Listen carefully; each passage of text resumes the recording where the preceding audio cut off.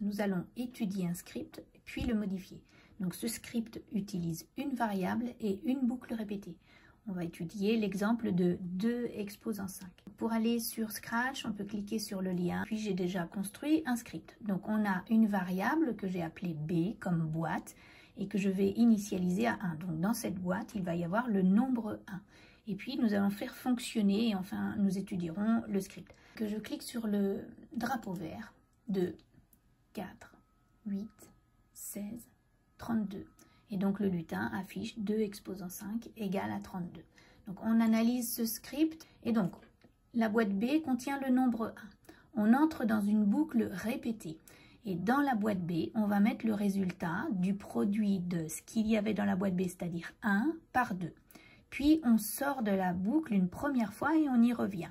Et donc finalement, on arrive à avoir B égale à 2, mais on le remultiplie par 2. Et on recommence. Et donc à chaque fois que j'entre dans la boucle, je multiplie par 2. J'ai donc finalement répété 5 fois la multiplication du facteur 2. Ça m'explique bien que je vais avoir comme affichage de ce qu'il y a dans la variable B, le nombre 2 exposant 5. Si maintenant je veux modifier ce script pour obtenir 3 exposant 4, et donc je vais changer la valeur du 2 ici en 3, donc bien sûr dans la conclusion aussi. Et puis la répétition ne va se faire que 4 fois au lieu de 5. Et donc maintenant je peux tester à nouveau, donc 3, 9, 27, 81, 3 exposant 4 égale 81. J'ai utilisé la même structure. Alors j'ai mis un petit contrôle d'attendre 1 seconde pour voir le compteur défiler pas à pas.